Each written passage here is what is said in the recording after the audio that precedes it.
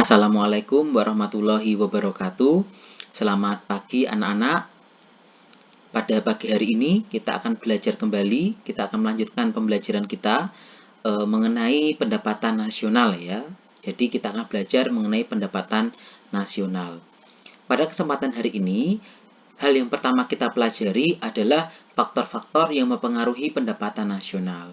Jadi sebenarnya banyak sekali faktor-faktor yang mempengaruhi pendapatan nasional, tapi pada kesempatan hari ini kita akan membahas 5 faktor saja. Faktor yang pertama itu adalah kualitas sumber daya manusia. Jadi, sumber daya manusia itu ternyata juga mempengaruhi pendapatan nasional. Semakin tinggi kualitas SDM dalam suatu negara, memungkinkan pendapatan nasionalnya juga akan semakin besar.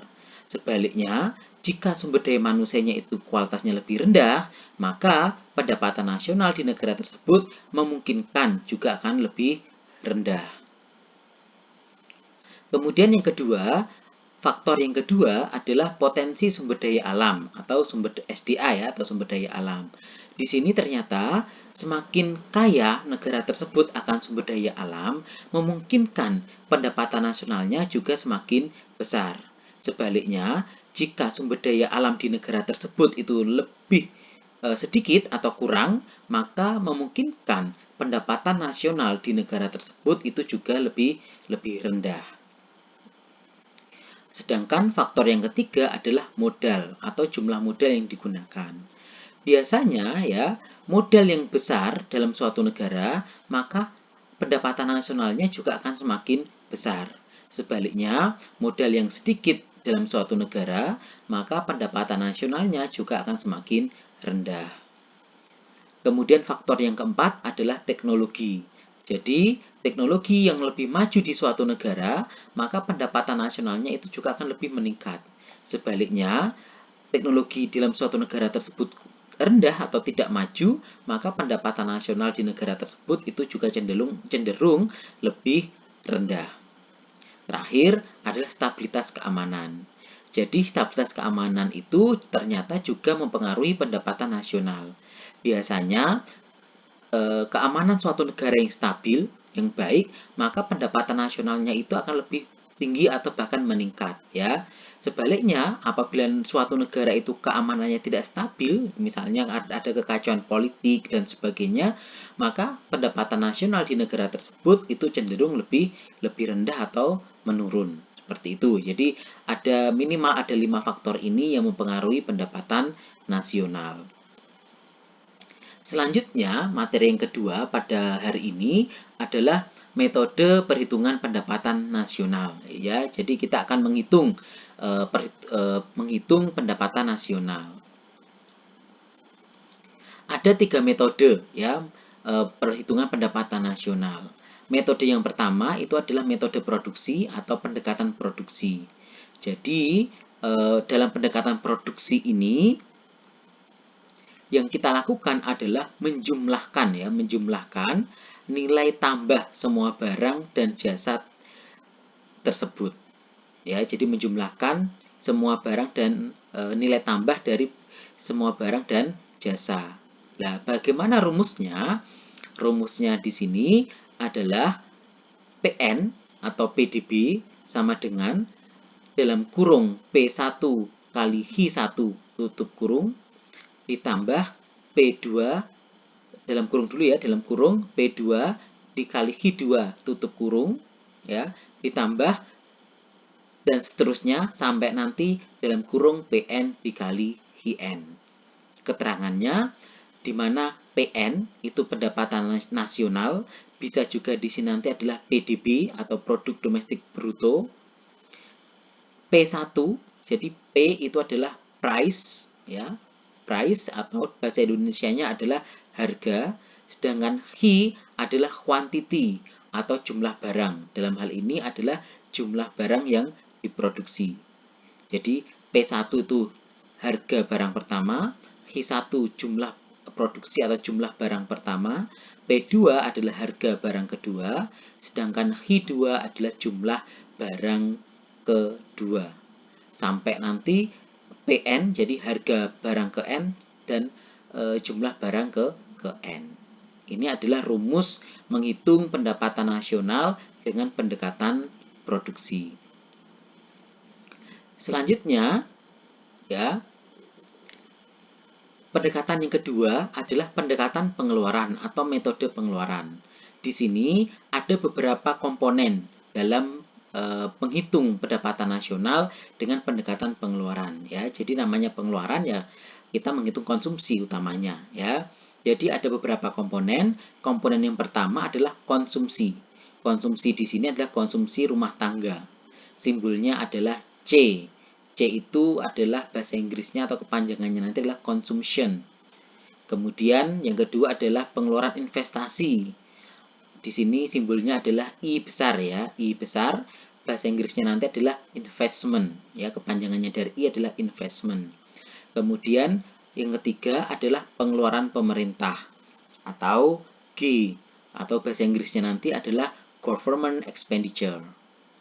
Kemudian terakhir adalah ekspor neto, itu adalah X kurangi M, di mana X itu adalah ekspor dan M itu nanti adalah impor. Lebih jelas kita lihat rumusnya. Rumusnya nanti adalah PN atau PDB sama dengan C ditambah I ditambah G ditambah X dikurangi M. Di mana PN itu adalah pendapatan nasional atau PDB, ya, produk domestik bruto, itu sama dengan consumption atau konsumsi rumah tangga ditambah investment atau investasi ditambah dengan government expenditure atau pengeluaran pemerintah ditambah ekspor dikurangi dengan impor. Ini adalah rumus untuk menghitung pendapatan nasional dengan pendekatan pengeluaran. Selanjutnya, kita akan belajar mengenai pendekatan yang ketiga, yaitu pendekatan pendapatan. Di sini ada beberapa komponen dalam perhitungan pendapatan nasional dengan pendekatan pendapatan. Apa saja komponennya? Yang pertama adalah sewa atau rent, ya, disingkat nanti R dari rent ini, ya, R. Kemudian yang kedua adalah upah atau gaji, nanti ada bahasa Inggrisnya adalah wage atau disingkat W. Kemudian ada bunga atau interest, disingkat dengan I. Kemudian laba atau profit disingkat P. Sehingga rumusnya nanti adalah PN, ya, jadi pendapatan nasional atau PDB, ya, sama dengan R tambah W tambah I tambah P. Jadi ini hanya penjumlahan saja, ya. R tambah W tambah I tambah P. Di mana PN itu adalah pendapatan nasional atau PDB, ya, produk domestik bruto, sama dengan R itu adalah di atas tadi, ya, ada rent atau sewa. Kemudian W itu adalah wage atau upah. Kemudian I itu nanti adalah interest atau bunga, dan P itu adalah profit atau laba. Ini adalah rumus pendekatan pendapatan untuk menghitung pendapatan nasional. Kita lihat contoh soal yang pertama. Pada sebuah negara memiliki data ekonomi sebagai berikut, ya. Jadi ada data ekonomi sebuah negara, ya. Yang pertama ada konsumsi pemerintah sebesar 5.000 miliar, ekspor 6.000 miliar, investasi 3.000 miliar, impor 4.000 miliar, dan konsumsi rumah tangga 8.000 miliar. Berdasarkan data di atas, kita diminta untuk menghitung besarnya pendapatan nasional dengan metode atau pendekatan pengeluaran, ya. Jadi dengan pendekatan pengeluaran. Jadi langsung saja kita jawab. PDB sama dengan C tambah I tambah G tambah X kurangi M. Jadi rumusnya PDB sama dengan C tambah I tambah G ditambah X kurang M. Di mana C konsumsinya, konsumsi rumah tangga 8.000, ya, ditambah I adalah investasi 3.000, ini masuk ke ini, ya, pengerjaannya. Kemudian G government expenditure atau konsumsi pemerintah 5.000 masuk. Kemudian ekspornya adalah 6.000 masuk. dan impornya adalah 4.000. Kita tulis di sini. Sehingga nanti 8.000 ditambah 3.000 ditambah 5.000 adalah 16.000, ditambah 6.000 dikurangi 4.000 adalah 2.000. Sehingga hasilnya adalah 18.000 miliar. Ya, ini adalah contoh soal pertama, menghitung pendapatan nasional dengan pendekatan pengeluaran. Selanjutnya kita masuk contoh yang kedua. Sama, ada sebuah negara memiliki data ekonomi sebagai berikut ya. Ada upah itu 800 miliar, sewa 600 miliar, bunga 700 miliar, dan laba 900 miliar. Dari data ini pertanyaannya kita diminta untuk menghitung pendapatan nasional dengan pendekatan pendapatan ya. Jadi kita diminta menghitung pendapatan nasionalnya dengan pendekatan pendapatan. Langsung saja kita jawab, kita tulis rumusnya, PDB sama dengan R tambah W tambah I tambah P. Sehingga menghasilkan R itu adalah sewa 600 miliar, kita tulis 600, ditambah W itu nanti adalah upah 800 miliar, kita masukkan 800 di sini. Kemudian I adalah sewa, I itu adalah bunga, itu adalah 700 miliar, kita tulis di sini. Dan kemudian terakhir adalah ada P, profit, itu laba, itulah 900 miliar, kita tulis di sini. Sehingga kita jumlah semua di sini, 600 tambah 800 ditambah 700 ditambah 900 menghasilkan 3.000 miliar rupiah. Nah, di sini selanjutnya anak-anak akan mengerjakan soal ya. Soal yang pertama adalah negara X memiliki data ekonomi sebagai berikut.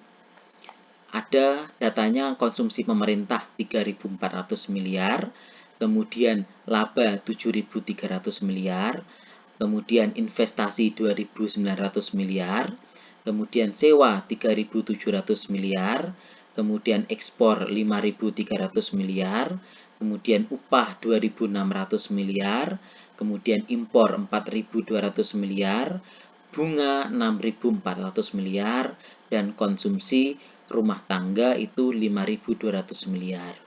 Dari data di sini, anak-anak diminta untuk menghitung pendapatan nasional negara X tadi dengan pendekatan pengeluaran. Itu adalah soal yang pertama. Selanjutnya kita masuk soal yang kedua. Soal yang kedua adalah negara Y memiliki data ekonomi sebagai berikut. Investasi 2.900 miliar, bunga 6.400 miliar, sewa 3.700 miliar, konsumsi rumah tangga 5.200 miliar, ekspor 5.300 miliar, upah 2.600 miliar, konsumsi pemerintah 3.400 miliar, laba 7.300 miliar, dan impor 4.200 miliar. Berdasarkan data di atas ini tadi, anak-anak diminta untuk menghitung pendapatan nasional negara Y tadi, ya, Y, dengan pendekatan pendapatan. Itu adalah soal yang kedua. Selanjutnya, kita akan mempelajari mengenai pendapatan per kapita. Pendapatan per kapita itu adalah pendapatan yang diterima oleh setiap penduduk dalam suatu negara selama kurun waktu 1 tahun. Ya, jadi saya ulangi lagi, pendapatan per kapita itu adalah pendapatan yang diterima oleh setiap penduduk suatu negara selama 1 tahun. Ya, jadi rata-rata pendapatan penduduk negara dalam suatu negara itu berapa? Itulah disebut dengan pendapatan per kapita. Nah, di sini besar kecilnya pendapatan per kapita itu ditentukan oleh pendapatan nasional dan jumlah penduduk ya. Pendapatan nasional di sini adalah PNB, pendapatan nasional neto ya. Pendapatan nasional ya. Kemudian rumusnya itu adalah PNB per kapita atau pendapatan nasional bruto per kapita sama dengan PNB tahun T per jumlah penduduk tahun T. tahun T di sini maksudnya adalah tahun yang ditanyakan. Jadi kalau ditanyakan tahun pendapatan per kapita tahun 2020, maka ya PNB tahun 2020 kita lihat dibagi dengan jumlah penduduk tahun 2020 ya. Jadi PNB per kapita ini adalah pendapatan per kapita.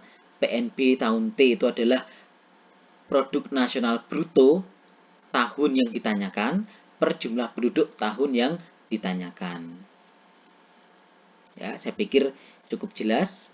Langsung masuk ke soal. Jadi soal yang ketiga itu ada negara Z. Ya, negara Z memiliki PNB pada tahun 2019 sebesar 578 triliun 468,5 miliar 800 juta rupiah. Dan pada tahun 2020 memiliki PNB ya 643 triliun 218 miliar 200 juta rupiah serta memiliki jumlah penduduk pada tahun 2019 sebanyak 135.450.000 jiwa dan pada tahun 2020 sebanyak 142.620.000 jiwa. Dari data di atas, kita diminta untuk menghitung pendapatan per kapita negara Z pada tahun 2020. Ya, nanti ini sebagai soal ketiga untuk latihan anak-anak semua. Kita masuk ke materi terakhir, klasifikasi negara berdasarkan pendapatan per kapita. Jadi, Bank Dunia itu setiap tahun mengklasifikasikan ya negara-negara di dunia itu berdasarkan pendapatan per kapitanya. Ini data terakhir dari tahun 2020 ya. Jadi di tahun 2020 itu negara-negara di dunia dikelompokkan ya menjadi 4 kelompok. Kelompoknya apa saja? Kelompok yang pertama adalah kelompok negara berpendapatan rendah atau low income economies, yaitu negara-negara yang memiliki PNB per kapita atau pendapatan per kapitanya itu kurang dari 1045 US dollar. Jadi kalau dia negara itu pendapatan per kapitanya 1045 US dollar atau ke bawah, maka dia masuk di negara berpendapatan rendah. Selanjutnya yang kedua adalah kelompok negara berpendapatan menengah bawah atau low middle income economies, yaitu negara-negara yang mempunyai PNB per kapita atau pendapatan per kapitanya itu sebesar 1046 US dollar sampai dengan 4095 US dollar. Ya, jadi kalau negara tersebut pendapatan per kapitanya di antara angka ini, maka dia termasuk negara berpendapatan menengah bawah. Yang ketiga adalah kelompok negara berpendapatan menengah tinggi atau upper middle income economies, yaitu negara yang mempunyai PNB per kapita sebesar 4.096 US dollar sampai dengan 12.695 US dollar. Sedangkan yang terakhir adalah negara berpendapatan tinggi atau high income economies, yaitu negara yang mempunyai PNB per kapita sebesar 12.696 US dollar ke atas. Ya, jadi ini adalah klasifikasi negara-negara di dunia berdasarkan pendapatan per kapitanya. Nah, pertanyaan selanjutnya, di manakah posisi Indonesia? Indonesia ternyata pada tahun 2019 itu Indonesia masih masuk kelompok yang ini. Kelompok negara berpendapatan menengah tinggi. Itu 2019 ya. Karena memang Indonesia 4050 pendapatannya 4050 US dollar per tahun pendapatan masyarakatnya. Tetapi karena pandemi ya, pendapatan per kapita Indonesia itu turun menjadi 3.800 atau 3.900-an. Ya, sehingga Indonesia pada tahun 2020 itu masuk ke dalam kelompok negara berpendapatan menengah bawah. Ya, demikian penjelasan lanjutan mengenai pendapatan nasional. Ada lebih dan kurangnya saya mohon maaf. Saya akhiri. Sekian. Wassalamualaikum warahmatullahi wabarakatuh.